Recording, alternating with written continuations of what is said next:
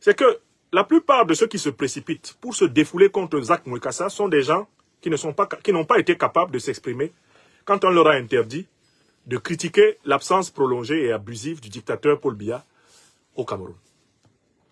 Je tiens à vous faire remarquer que ce sont les gens qui brillent par leur manque de courage pour dénoncer la dictature au Cameroun qui sont les plus grands courageux pour aller dans les clashs contre Zak Mwekassa. Ceux qui ont la force de faire des chansons pour insulter Zak Mwekassa ne sont pas capables de faire des chansons pour insulter ceux qui ont tué Zogo, ceux qui ont tué Ouazizi, ceux qui ont tué Monseigneur Bala, ceux qui ont tué Monseigneur Plumet, ceux qui ont torturé Longwe Longwe. Ces camarades artistes n'ont pas la force de faire des chansons pour les dénoncer. Ils ont la force de faire des chansons pour se moquer d'un Africain à cause de la forme de ses narines, de le traiter de narinard. Mais qu'est-ce qui se passe là? Je vous explique cela simplement. Dans cette vidéo d'aujourd'hui, on va parler des clashs et des buzz. Et selon le professeur Franklin Nyamsi, les clashs et les buzz sont faits à l'avantage des régimes dictatoriaux africains. Et tout ça, c'est pour endormir notre population. Dans cette vidéo, il est en train de parler du cas précis de Makosso et de Zak Mwekassa. Tout ça, c'est parce que ces derniers temps, le nom de Zak Mwekassa est le nom le plus recherché sur Facebook parce qu'il a tenu un propos que les Camerounais n'ont pas aimé. Pour mieux comprendre ce que le professeur Franklin Nyamsi est en train de dire à propos de tous ces clashs, je vous invite à regarder cette vidéo jusqu'à la fin. L'instrumentalisation des clashes et des buzzes par les dictatures africaines.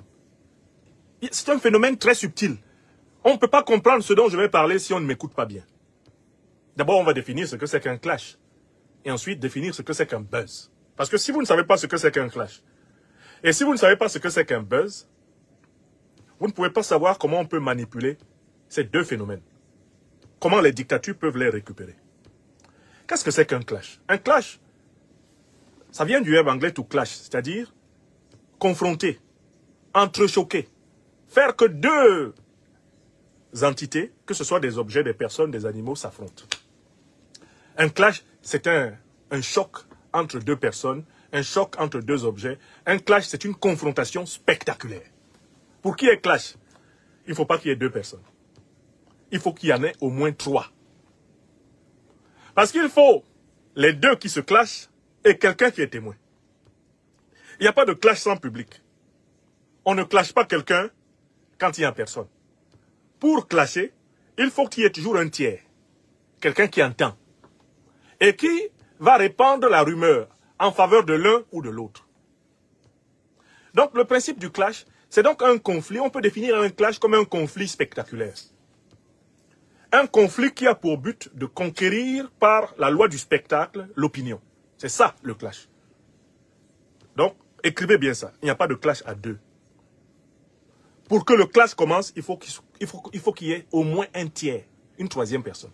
Parce que, imaginons que vous marchiez dans un sentier au village et vous croisez quelqu'un que vous n'aimez pas. Vous vous engueulez tous les deux. Ce n'est pas un clash. C'est une dispute. Ce n'est pas un clash.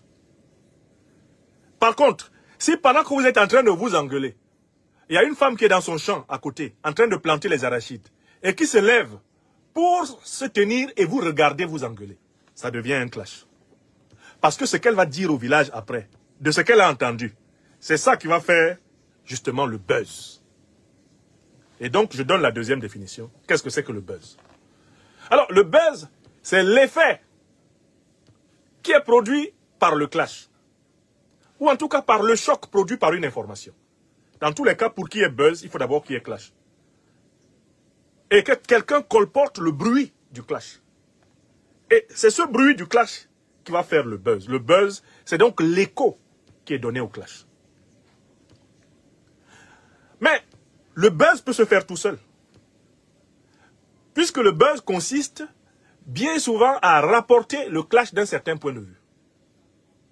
Donc quelqu'un vient vous dire, oh, j'étais tout à l'heure là sur la route et j'ai vu deux personnes qui mangeaient un cochon cru. J'ai vu deux personnes qui mangeaient un cochon cru.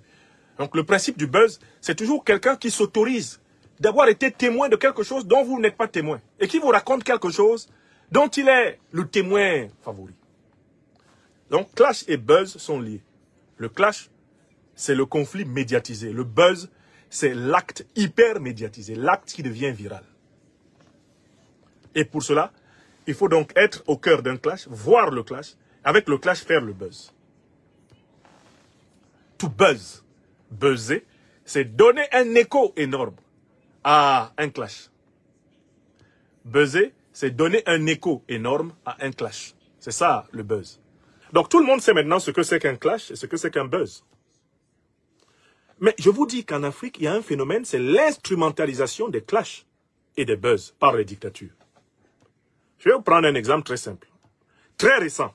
Ces derniers temps, entre un certain nombre de Camerounais et la grande star des arts, de la boxe, de la MMA, par ailleurs devenu un grand influenceur, mon jeune frère bien-aimé, Zak Mwekassa, c'est grave sur les réseaux sociaux. Ils sont en train de se clasher et chacun essaie de tout faire pour que son clash devienne un buzz. Je ne reviens pas ici sur l'origine du problème qui oppose certains Camerounais à mon petit frère bien-aimé congolais, Zak Mwekassa. J'ai mené un peu l'enquête, une espèce de rivalité qui serait née après des propos que Zak aurait tenus sur son collègue combattant de la MMA, eh bien, Francis Ngannou, qui vient de faire un retour fracassant dans la MMA par le combat qu'il a remporté en Arabie Saoudite. Donc les partisans de Francis Ngannou n'ont pas aimé le commentaire un peu amer qu'aurait fait, eh bien, Zak Mwekassa. Et lui sont tombés à bras raccourcis, et lui comme eux sont en train de s'échanger tous les noms d'oiseaux depuis plusieurs jours. Donc ils sont en train de se clasher. Et pendant qu'ils se clashent, ça fait le buzz. Mais il y a quelque chose que les gens n'ont pas vu. C'est que la plupart de ceux qui se précipitent pour se défouler contre Zak Mwekassa sont des gens qui n'ont pas été capables de s'exprimer quand on leur a interdit de critiquer l'absence prolongée et abusive du dictateur Paul Biya au Cameroun. Je tiens à vous faire remarquer que ce sont les gens qui brillent par leur manque de courage pour dénoncer la dictature au Cameroun qui sont les plus grands courageux pour aller dans les clashs contre Zak Mwekassa. Ceux qui ont la force de faire des chansons pour insulter Zak Mwekassa ne sont pas capables de faire des chansons pour insulter ceux qui ont tué Zogo, ceux qui ont tué Ouazizi, ceux qui ont tué Monseigneur Bala, ceux qui ont tué Monseigneur Plumet, ceux qui ont torturé Longwe Longwe. Ces camarades artistes n'ont pas la force de faire des chansons pour les dénoncer. Ils ont la force de faire des chansons pour se moquer d'un Africain à cause de la forme de ses narines, de le traiter de narinard. Mais qu'est-ce qui se passe là? Je vous explique cela simplement. C'est pour empêcher les Camerounais de se mobiliser pour renverser la dictature. Qu'on prend les Camerounais comme des moutons, on les amène dans les clashs qui font du buzz. Ce qui leur permet d'oublier qu'ils sont les esclaves du plus grand criminel de l'histoire nationale de ce pays, Paul Biya. Le plus grand criminel vivant de l'histoire nationale du Cameroun, Paul Biya. Les Camerounais, pour les empêcher de penser à se libérer de lui, on leur offre des clashs et des buzz. Et les voilà. Et les voilà courageux maintenant pour insulter Zak Mwekassa. Quelqu'un qui torture Longwe Longwe. Rentre au Cameroun, les Camerounais dansent à côté de la rue. Il est vivant, il est vivant, il est vivant. C'est lui qui a fait tuer Zogo. Mettez-vous à la place de la mère de Zogo. Paul Biya est vivant. Paul Biya rentre. La mère de Zogo voit passer le type qui a fait tuer son fils. Après des tortures atroces. C'est ce régime-là qui a tué Monseigneur Bala. Tous ceux qui sont partis dans le clash contre Zak Mwekassa, c'est des gens qui sont inconnus au bataillon. Quand il faut nommer le malheur camerounais, la misère camerounaise, la violence camerounaise, l'absurdité camerounaise, la torture camerounaise, ils ne sont pas dedans. Ils sont dans le clash avec Mouekassa. Quel est l'intérêt de ce clash? Quel est l'intérêt de cette dispute? Quel est l'intérêt de ces insultes gratuites qu'ils s'entre-échangent? Quel est l'intérêt de la transformation des uns et les autres en sous-hommes par des mots qui ne changent rien à la situation massive et collective? L'intérêt, c'est de faire oublier aux gens leurs devoirs citoyens. Au Cameroun, les clashs sont encouragés par le régime parce qu'ils permettent de faire oublier aux Camerounais qu'il doit se débarrasser du régime. Le régime finance les clashs. Le régime finance des artistes qui alimentent les clashs.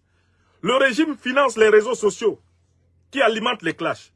Le régime incite aux clashs parce que les clashs distraient les Camerounais. Et c'est le même mécanisme en Côte d'Ivoire.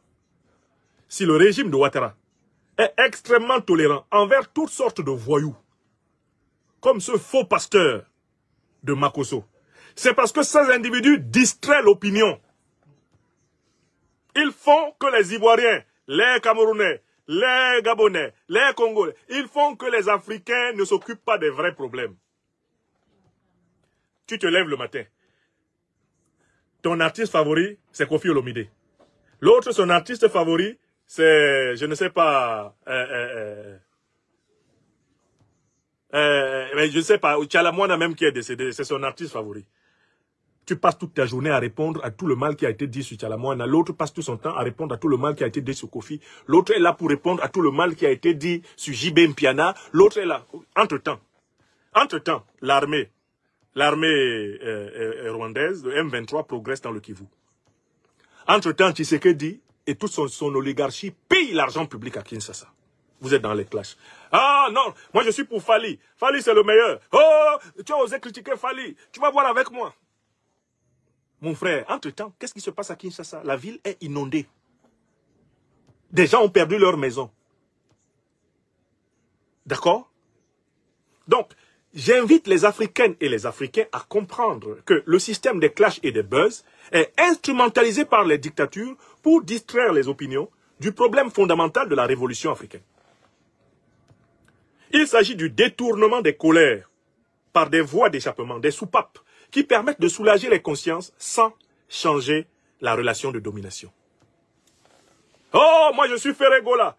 Non, quoi? Vous avez critiqué Cathy, vous avez osé critiquer Lady Ponce. Hey, vous avez parlé... Regardez comment les Camerounais sont chauds sur des conneries comme ça. Ah, moi, si tu parles de Lady Ponce, tu auras affaire à moi. On a quelqu'un qui a abandonné le pouvoir du peuple camerounais entre les mains d'un clan de voyous, d'État. Ngongo Ferdinand, la femme Biya, le fils Biya, les généraux corrompus. Vous les connaissez tous. On doit s'occuper de les décharger, de confisquer le pays. Non pas de pourchasser un Africain, Zach Mouekwassa, sur les réseaux sociaux. Tous ceux qui veulent chanter quelque chose de bon au Cameroun, qu'ils chantent pour notre libération. Qu'ils chantent pour que ce pays-là fonctionne optimalement pour sa population, pour que la misère du grand nombre cesse. Voilà pourquoi il faut chanter. Longuet a chanté pour cela. C'est pour ça qu'on le torture. On le torture parce qu'il chante, il a chanté des causes justes. Pourtant, pour sauver sa peau, je l'ai souvent entendu chanter, Paul Biya et chanter sa femme. Juste pour qu'on ne le tue pas. Parce qu'au Cameroun, les chanteurs là, tous ceux qui chantent Paul Biya et sa femme, c'est juste pour qu'on ne les tue pas. Ils savent très bien que ces gens-là n'ont pas servi positivement le peuple camerounais. Ils ont desservi le Cameroun. Longuet que vous voyez là, qu'on torture, il a chanté des louanges à Chantal Biya. Chanté des louanges à Paul Biya. Le seul jour qu'il a dit, tout le monde sait que si on prend 2 chaises, et puis on appelle tous les Camerounais en disant, vous n'avez le choix qu'entre 2 personnes. Vous avez Maurice Kamto à droite, vous avez Paul Biya à gauche. D'accord? Choisissez entre les deux. Longuet a dit que les Camerounais, si on met la chaise, on dit que alignez-vous. Le rang qui va s'aligner derrière Kamto sera supérieur à celui qui va s'aligner derrière Paul Biya. Ça, c'est vrai. Et c'est parce que c'est vrai que Paul Biya n'a jamais voulu qu'il y ait une élection véritable au Cameroun. Parce qu'il sait que même si on ramasse un pousseur au marché central, on le met maintenant, on met une chaise, le pousseur s'assoit dessus. On met en face Paul Biya, les gens vont voter le pousseur. Les gens vont d'abord voter le pousseur là. Parce qu'à travers le pousseur là, les gens ont plus d'espoir de récupérer quelque chose de leur pays qu'à travers Paul Biya. Paul Biya ne peut battre aucun Camerounais opposé à lui aux élections. Il ne peut pas. Si c'était ça le principe, les Camerounais se précipiteraient pour voter, même pour un de nos frères qui pousse, le pousse-pousse. Les Camerounais en sont à ça. Ils sont prêts même à voter pour un pousseur. Si on nous dit, vous avez le choix entre un pousseur et Paul Biya, on vote le pousseur. Parce que le pousseur, lui au moins, il est honnête, il pousse, on le paye pour. Alors que Paul Biya est malhonnête. On le paye et il nous vole. Oui, j'ai plus de respect pour un pousseur de mon pays. Les gars qui poussent le pousse-pousse, on les appelle en Côte d'Ivoire les, comment on les appelle, les Wotro-Tigui. Je respecte plus un pousseur du Cameroun que Paul Biya. Parce que Paul Biya vit au détriment du peuple camerounais. Alors que le pousseur, c'est à la force de ses points que le monsieur mange à la fin de la journée ou à midi. Vous mettez, moi, je dirais que vous mettez Paul Biya candidat. Vous mettez un pousseur candidat. Vous me dites, toi tu ne peux pas être candidat. Maurice Kamto ne peut pas être candidat. Personne ne peut être candidat. Un pousseur face à Paul Biya, tu votes qui? Je vote le pousseur. Et je vous dis que la majorité des Camerounais sont prêts à voter pour un pousseur. Il y a espoir derrière un pousseur. Parce que lui, au moins, il pousse son voix. Alors que Paul Biya, lui, tout le temps, il retarde le pays. Le pays ne fait que s'effondrer. C'est ce qu'on voit. Voilà. Même un pousseur le bat aux élections. Longuet a dit une évidence. Dans tous les quartiers du Cameroun, même en pays Betty Boulou, on sait que Paul Biya ne peut pas battre un Camerounais aux élections. On sait ça. Si Titi Sezoa, en 1997, s'est levé pour être candidat, c'est parce qu'il savait qu'il peut battre Paul Biya. Que les Camerounais n'aiment pas ce type. Les Camerounais le subissent. C'est différent. Puisqu'ils ne nous aiment pas, ils n'aiment pas les Camerounais. C'est un étranger au Cameroun. Il se comporte en étranger au Cameroun. Les problèmes des Camerounais ne sont pas ses problèmes. Son problème à lui, c'est conserver le pouvoir. Ne dure pas au pouvoir. Qui veut, mais qui peut. La manipulation. Par conséquent, des clashs et des buzz, nous devons nous tenir à distance de ces histoires de clash et de buzz. Bien sûr que vous pouvez tenir des propos qui sont récupérés et utilisés sous forme de clash et de buzz. Là, vous n'êtes pas responsable. Mais cette tendance que les Africains ont maintenant de courir après tous les clashs et tous les buzz, en réalité, c'est une manière de se faire instrumentaliser par les dictateurs. Se faire distraire. Dans le clash et le buzz, en fait, c'est exactement comme si tu te transformais en une balle de ping-pong. Et les dictateurs ont les raquettes et ils ont la table. Et puis, ils jouent avec toi. Dès qu'il y a un problème en Côte d'Ivoire, on encourage les clashs et les buzz. Les Ivoiriens partent dedans. Dès qu'il y a un problème au Cameroun, les Camerounais commencent à prendre conscience de quelque chose, on encourage des clashs et des buzz. Les Camerounais partent dedans. Ils oublient le problème. Quel est le problème que nous avons au Cameroun? Quel est le problème que nous avons en Afrique? C'est libérer l'Afrique. C'est le quadruple programme de l'Institut de l'Afrique des libertés. Les troupes néocoloniales doivent partir. On doit mettre fin à la monnaie qui retarde économiquement 15 pays du continent. On doit mettre fin à l'ingérence des forces étrangères dans le choix de nos dirigeants. On doit faire renaître partout notre civilisation. Voilà notre problème. C'est pas de courir derrière les clashs. Et donc, par conséquent, ceux qui suivent cette conférence devront se méfier désormais de participer à ces querelles inutiles sur les réseaux sociaux.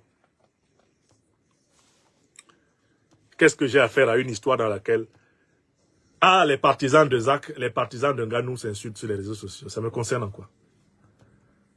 Je rappelais à mon beau, l'un de mes jeunes beaux-frères, je lui rappelais hier que quand il y a eu des clashs entre le Cameroun et la Côte d'Ivoire, les supporters du Cameroun et les supporters de la Côte d'Ivoire,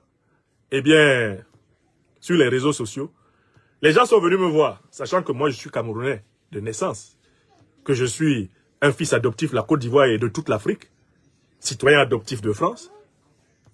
Les gens viennent me voir pour me demander je suis de quel côté. Je leur ai dit que je n'aime pas la CAN.